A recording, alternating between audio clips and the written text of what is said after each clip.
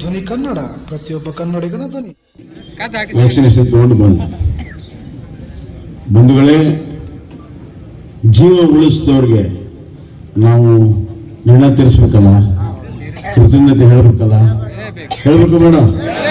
ನಮ್ಮ ಸಂಸ್ಕೃತಿ ಹೆಂಗಿದೆ, ಕಾಲ 3 ನಟರು ಯಾರೋ ತೆಗೆದ್ರೆ ಅವ್ರಿಗೆ ನಾವು ಧನ್ಯವಾದಗಳು ಹೇಳ್ತೀವಿ, ಹೌದಲ್ಲ? ಮತ್ತೆ ಅವ್ರ ಕೃತಜ್ಞತೆ ಹೇಳ್ಬೇಕು ಬೇಡ? ಹೆಂಗ್ ಹೇಳ್ತೀರಿ? ಇಲ್ಲಿಂದ ಓಟ್ ಹೋಗಿ ಹಾಕ್ತೀರಾ? ಇನ್ನು ಅಲ್ಲೇ ದಿಲ್ಲಿಗೆ ಹೋಗಿ ಸೆಕೆಂಡ್ ಮಾಡಿ ಹೇಳ್ತೀರಾ? ಅಲ್ಲೇ ಹೋಗಿ ಹೇಳ್ತಿರೋ, ಇಲ್ಲೇ ಮತದಾನ ಮಾಡೋ ಮುಖಾಂತರ ಹೇಳ್ತಿರೋ? ಮತದಾನ ಮಾಡುವ ಮುಖಾಂತರ ಋಣವನ್ನ ತೀರಿಸುವಂತ ಕೃತಜ್ಞತೆಯನ್ನ ಹೇಳ್ಬೇಕು ಬಂಧುಗಳೇ. ಅದೇ ರೀತಿ ಅನ್ನ ನೀರನ್ನು ಕೊಟ್ಟಂತವ್ರಿಗೆ, ಅನ್ನ ಕೊಟ್ಟರು ನಾವೇನು ಹೇಳ್ತೀವಿ? ಅನ್ನದಾತ ಸುಖಿ ಭವ. ಮೋದಿಯವರು ಏನ್ ಹೇಳ್ತಾರೆ? ಇಡೀ ಭಾರತ ದೇಶ ನನ್ನ ಪರಿವಾರ, ಭಾರತ ದೇಶ ಸುಖವಾಗಿದ್ರೆ ನಾನು ಸಂತೋಷವಾಗಿರ್ತೀನಿ ಅಂತ. ಭಾರತ ದೇಶವನ್ನ ಸುಖವಾಗಿಡಲು ಮತ್ತೊಮ್ಮೆ ಅವಕಾಶವನ್ನ ನರೇಂದ್ರ ಮೋದಿ ಅವರು ಕೊಡಬೇಕಾಗ್ತದೆ. ಅನ್ನ ಕೊಟ್ಟವ್ರ ಕೃತಜ್ಞತೆ ಹೇಳ್ತೀವಲ್ಲ, ಅದೇ ರೀತಿ ನೀರು ಕೊಟ್ಟವ್ರಿಗೆ, ಯಾರಿಗಾದ್ರೂ ಬಾಯಾರಿಕೆ ಆದಾಗ ನೀರು ಕೊಟ್ರೆ ಏನ್ ಹೇಳ್ತಾರೆ? ನಿನ್ನ ಮಕ್ಕಳಿಗೆ ಪುಣ್ಯ ಬರ್ಲವ ಅಂತಾರೆ, ಹೌದಲ್ಲ?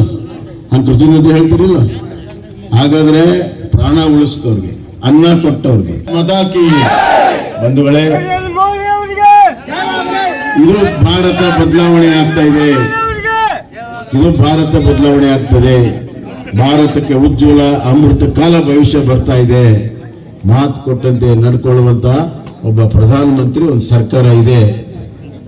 ಅವ್ರು ಹೇಳಿದ್ರು, ನಾನು ಇಡೀ ವಿಶ್ವದಲ್ಲಿ ಭಾರತವನ್ನ ಅಗ್ರಮಣ್ಯ ಸ್ಥಾನದಲ್ಲಿ ತರ್ತೇನೆ. 11 ಇದ್ದಿದ್ದು 5ನೇ ಸ್ಥಾನಕ್ಕೆ ತಂದರೆ ಅವ್ರು ಹೇಳಿದ್ದಾರೆ, ಈ 5 ವರ್ಷ ಕೊಟ್ಟರೆ ನಾನು 3ನೇ ಸ್ಥಾನಕ್ಕೆ ಭಾರತವನ್ನು ತರ್ತೀನಿ. ಅದರ ಅರ್ಥ ಪ್ರತಿಯೊಬ್ಬ ಬಡವರಿಗೂ ಕೂಡ ಮನೆ, ಅನ್ನ, ನೀರು, ಸೂರು, ಕೈ ಕೆಲಸ, ಸ್ವಾವಲಂಬನೆಯ ಬದುಕು, ಸ್ವಾಭಿಮಾನದ ಬದುಕನ್ನ ಕೊಡುವಂತ ಸಂಕಲ್ಪವನ್ನ ನರೇಂದ್ರ ಮೋದಿ ಅವರು ಮಾಡಿದ್ದಾರೆ ಅನ್ನುವಂತ ಮಾತನ್ನ ನಾನು ಹೇಳಕ್ಕೆ ಬಂದರು.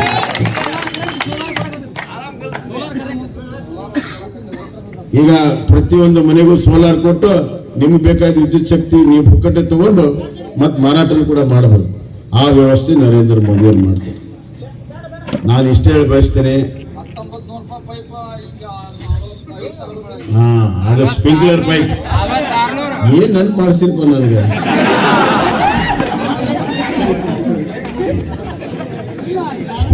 ಸ್ಪ್ರಿಂಕ್ಲರ್ ಪೈಪ್ 1800 ರೂಪಾಯಿ. ಈ 2 ಇಂಚಿದ್ದು 4500, 4669 ಹೋಗೋಣ. ನಮಸ್ಕಾರಪ್ಪ ನಿಮ್ಗೆಲ್ಲರಿಗೂ, ನನ್ನ ಬುದ್ಧಿವಂತಿಗೆ ನಮಸ್ಕಾರ. ಇರ್ಲಿ ಮುಗಿಸ್ತೇನೆ ತಡಿ, ಟೈಮ್ ಇಲ್ಲ. ಇಲ್ಲಿಂದ ಆರಾಮಾಗಿ ನಿಮ್ಮ ಮಾತು ಕೇಳ್ತೀನಿ. ಬಂಧುಗಳೇ, ಬೆಳ್ಳಟ್ಟಿ ಗ್ರಾಮ, ಬೆಳ್ಳಟ್ಟಿ ಭಾಗ ನಮ್ಗೆ ಅತ್ಯಂತ ಹೃದಯಕ್ಕೆ ಹತ್ತಿರ ಇರುವಂತದ್ದು. ಇಲ್ಲಿ ಹಿರಿಯರ ಜೊತೆಗೆ ನನ್ನ ಆತ್ಮೀಯವಾದ ಸಂಪರ್ಕ ಇತ್ತು. ನಮ್ಮ ಶೆಟ್ರ್ ಇನ್ನ ಕರೆ ಕೂದಲಿದ್ದು ಹೋಗಿ ಬಾಳ್ಗಾಗ್ಯಾವಲ್ಲ, ಅವರು ನನ್ನ ತಲೆಗೆ ಕೂದಲೋಗ್ಯಾವ.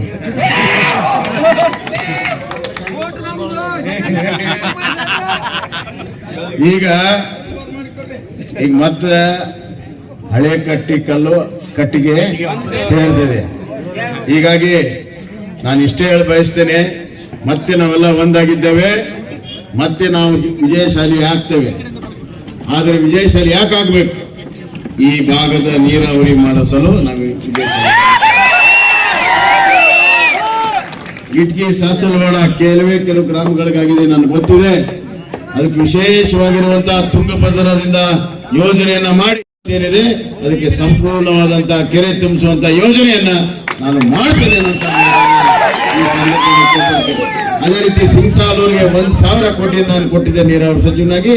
ಅದನ್ನು ಕೂಡ ನಮ್ಮ ಶಿರಟ್ಟಿ ತಾಲೂಕಿಗೆ ತರುವಂತಹ ಎಲ್ಲ ಕ್ರಮಗಳನ್ನ ನಾವು ತೆಗೆದುಕೊಳ್ತೇವೆ ಅನ್ನುವಂತ ಮಾತನ್ನ ಈ ಸಂದರ್ಭದಲ್ಲಿ ಹೇಳಿ, ಈ ಭಾಗದ ಸಮಗ್ರ ಅಭಿವೃದ್ಧಿಗೆ ನಾನು ಕಂಕಣಬದ್ಧನಾಗಿದ್ದೇನೆ. ಕೇವಲ MP ಅಷ್ಟೇ ಅಲ್ಲ, ಒಬ್ಬ ಗ್ರಾಮ ಪಂಚಾಯತಿಯಲ್ಲಿ ಏನ್ ಕೆಲಸ ಆಗ್ಬೇಕು ಅದನ್ನ ಅತ್ಯಂತ ಪ್ರಾಮಾಣಿಕತೆಯಿಂದ ಆ ಕೆಲಸವನ್ನ ನಾನು ಮಾಡ್ತೇನೆ ಅನ್ನುವಂತ ಮಾತನ್ನ ಈ ಸಂದರ್ಭದಲ್ಲಿ ಹೇಳಿ, ತಾವೆಲ್ಲರೂ ಆಶೀರ್ವಾದವನ್ನ ಮಾಡಬೇಕು. ಆಶೀರ್ವಾದವನ್ನು ದಯವಿಟ್ಟು ಮಾಡಬೇಕು. ನಿಮ್ಮ ಆಶೀರ್ವಾದದಲ್ಲಿ ಬಹಳ ದೊಡ್ಡ ಶಕ್ತಿ ಇದೆ.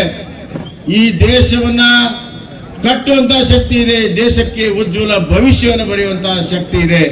ಅದಕ್ಕಾಗಿ ಎಲ್ಲಾ ರಾಜಕೀಯ ಪಕ್ಷಗಳು ಇವತ್ತು ಮೋದಿಯವರ ನೇತೃತ್ವದಲ್ಲಿ ಬರ್ತಾ ಇದೆ. ನಮ್ಮ JDS ಸನ್ಮಾನ್ಯ ಮಾಜಿ ಪ್ರಧಾನಮಂತ್ರಿ HD ದೇವೇಗೌಡ ಸಾಹೇಬರು, ಕುಮಾರಸ್ವಾಮಿ ಅವರ ನೇತೃತ್ವದಲ್ಲಿ ಇವತ್ತು ಮೋದಿಯವರ ಜೊತೆ ಕೈ ಜೋಡಿಸಿದ್ದಾರೆ. ನಮ್ಮ ಶಕ್ತಿ ಇಮ್ಮಡಿಯಾಗಿದೆ. JDS ಸೇರಿದ ಮೇಲೆ ಬಿಜೆಪಿಯ ಶಕ್ತಿ ಇಮ್ಮಡಿಯಾಗಿದೆ. ಗೆಲುವು ಖಂಡಿತ, ಗೆಲುವು ನಿಶ್ಚಿತ.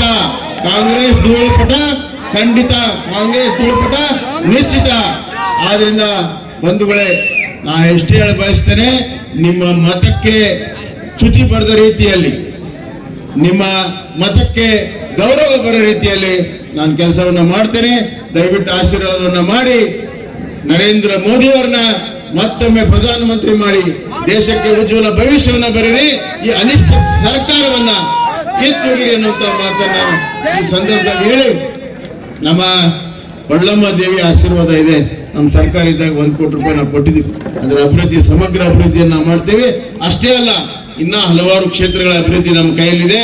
ಆ ಎಲ್ಲ ಕೆಲಸ ಕಾರ್ಯಗಳನ್ನ ಮಾಡ್ತೇನೆ. ಅಮೃತ ಕಾಲ ಬರ್ತದೆ, ಎಲ್ಲರ ಒಳ್ಳೆ ಕಾಲ ಬರ್ತದೆ.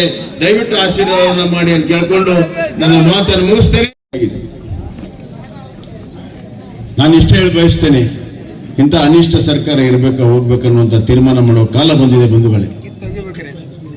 ಇವತ್ತು ಕೃತಜ್ಞತೆ ಹೇಳುವಂತ ಒಂದು ಸಮಯ ಬಂದಿದೆ. ಕೋವಿಡ್ ಬಂದಂತಹ ಸಂದರ್ಭದಲ್ಲಿ ಎಲ್ಲರೂ ಗಾಬರಿ ಆದ್ರು. ಇಡೀ ವಿಶ್ವ ಗಾಬರಿ ಆಯ್ತು.